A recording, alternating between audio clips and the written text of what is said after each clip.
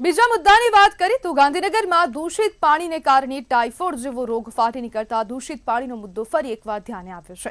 તો અમદાવાદમાં પણ સ્થિતિ કંઈક આવી જ છે. શહેરના પૂર્વ વિસ્તારમાં બહેરામપુરા, દાણીલીમડા, ગોમતીપુર તેમજ લાંભા, નારોલ સહિતના વિસ્તારોમાં પણ દૂષિત પાણી આવી રહ્યું છે, જેથી નાના બાળકો બીમાર પડી રહ્યા છે. એએમસી કમિશનર વંચાનિધિ પાનીએ અધિકારીઓનો ઉધડો પણ લીધો હતો, જેથી રાજ્યમાં દૂષિત પીવાના પાણીનો પ્રશ્ન ગંભીર બન્યો છે.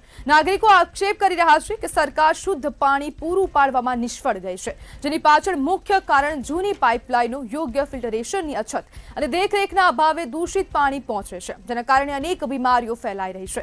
દૂષિત પાણીની સમસ્યાનો કાયમી ઉકેલ માટે બહુમુખી પગલાં જરૂરી બન્યા છે. આ સમસ્યાનું સોલ્યુશન ત્યારે જ આવશે જ્યારે તાત્કાલિક લીકેજવાળી પાઇપલાઇનો બદલાશે, જેથી ગંદુ પાણી મિશ્રિત ન થાય. વોટર ટ્રીટમેન્ટ પ્લાન્ટમાં આધુનિક ફિલ્ટરેશન અને ક્લોરિનેશનની વ્યવસ્થા કરવી ખૂબ જરૂરી બની છે. નિયમિત રીતે પાણીના નમૂનાઓની લેબ ટેસ્ટિંગ થવું જોઈએ. વરસાદી અને ગટરનું પાણી પીવાના પાણીથી અલગ રાખવા દેખરેખ રાખવી ખૂબ જરૂરી બની છે. અને વારંવાર જે દૂષિત પાણીનો મુદ્દો છે તે સતત સામે આવી રહ્યો છે, અને ક્યાંક ને ક્યાંક હવે ગુજરાતના જે નાગરિકો છે, શહેરીજનો છે, તેમને દૂષિત પાણી મળી રહ્યું છે. ગટરનું જે મિક્સ પાણી થઈ રહ્યું છે તેના કારણે વારંવાર રોગચાળો ફાટી નીકળી રહ્યો છે, અને ફરીથી જે ગાંધીનગરમાં ટાઇફોઇડ જેવા રોગ ફાટી નીકળ્યા છે તેને કારણે ક્યાંક ને ક્યાંક હવે જે નાગરિકો પણ છે તે તંત્રને દૂષિત ઠેરવી રહ્યા છે, અને તંત્ર પર સીધો આક્ષેપ કરી રહ્યા છે કે સરકાર જે છે તે શુદ્ધ પીવાનું પાણી આપવામાં નિષ્ફળ રહી છે. અને જે આંકડો સામે આવ્યો છે તે ખૂબ ચોંકાવનારો છે કે અમદાવાદ શહેરમાં માત્ર 46.1% ઘરોમાં જ શુદ્ધ પીવાનું પાણી પહોંચી રહ્યું છે, અને બાકીના 100%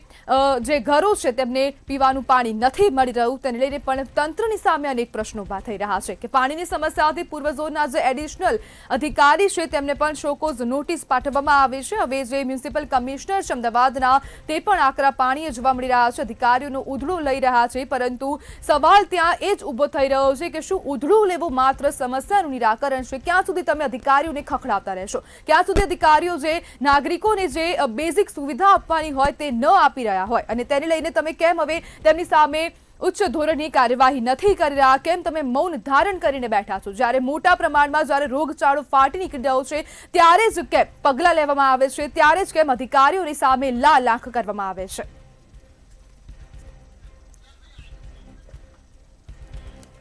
બહેરામપુરા, ગોમતીપુરમાં ગંદુ પાણી પીવા માટે લોકો મજબૂર બની રહ્યા છે. જે ગંદુ પાણી આવી રહ્યું છે તેના કારણે બાળકો અને અન્ય લોકો જે સ્થાનિકો છે તે ખૂબ બીમાર પડી રહ્યા છે. અમદાવાદમાં પણ હવે ટાઇફોઇડના કેસ વધી જાય તેવી પણ આશંકા ક્યાંક ને ક્યાંક વ્યક્ત કરવામાં આવી રહી છે. સ્થાનિકો દ્વારા સતત હવે આક્ષેપો થઈ રહ્યા છે.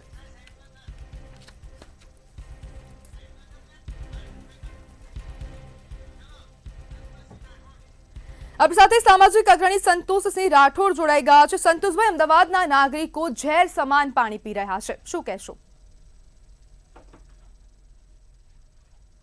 જી સંતોષભાઈ.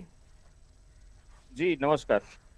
જી, હવે સૌથી પહેલા તો જ્યારે નગરની આપણે વ્યાખ્યાની જ્યારે વાત કરીએ છીએ ત્યારે નગર એટલે કે એવું સમજી શકાય કે નળ, ગટર અને પાણી. પરંતુ જ્યારે બીજી રીતે જ્યારે કોર્પોરેશનની કાર્યવાહીની પણ જ્યારે વાત કરીએ તો ચોખ્ખું પાણી એક દરેક ઘર સુધી સવારના 6 વાગે નળ ખોલો એટલે ચોખ્ખું પાણી આવે, અને આ પ્રમાણેની જે વ્યવસ્થા કરવી એ પણ સૌથી મોટામાં મોટો જે ટાસ્ક હોય છે એ કોર્પોરેશનનો હોય છે.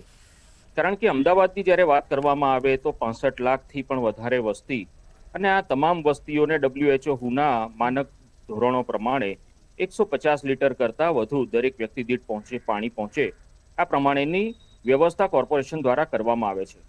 પરંતુ બીજી તરફની જ્યારે વાત કરીએ કે આજે આપણે અમૃત કાળમાં જીવી રહ્યા છીએ. આઝાદીના 75 વર્ષ થઈ ગયા. ડબલ એન્જિનની સરકાર છે. કોર્પોરેશનથી લઈને રાજ્ય સરકાર અને કેન્દ્ર સરકાર સુધી એક જ પ્રકારની સરકાર છે, જેથી કરીને ફંડની પણ કોઈ પણ જાતની એ બાંધછોડ નથી. અમદાવાદ મ્યુનિસિપલ કોર્પોરેશનની જ્યારે વાત કરું છું ત્યારે અમદાવાદ મ્યુનિસિપલ કોર્પોરેશનનું જે બજેટ છે એ ગાંધીનગરનું 200 કરોડ છે, જ્યારે અમદાવાદ મ્યુનિસિપલ કોર્પોરેશનનું 13,000 કરોડ રૂપિયા જેટલું બજેટ છે. એટલે બજેટની દ્રષ્ટિએ પણ આપણે કોર્પોરેશન ક્યાંય પણ ઊણી ઉતરતી નથી. 235 જેટલા ડિસ્ટ્રીબ્યુશન સેન્ટરો અમદાવાદ મ્યુનિસિપલ કોર્પોરેશનમાં આવેલા છે. જ્યારે જીએસટી સહિતના આટલા તમામ ટેક્સો જો એ તમામ નાગરિકો ઉપર એ પછી દહીંથી લઈને લોટ અને જમવાની વસ્તુઓ પરથી લઈને તમામે તમામ વસ્તુઓ પર જી જ્યારે એક સામાન્ય નાગરિક પોતાનો તમામ ટેક્સ જ્યારે ચૂકવતો હોય તો જીવન જી, જરૂરિયાત સંતોષભાઈ. માટેની જે વસ્તુ હવા, પાણી અને ખોરાક જી આ શા માટે શુદ્ધ ન હોવા જોઈએ?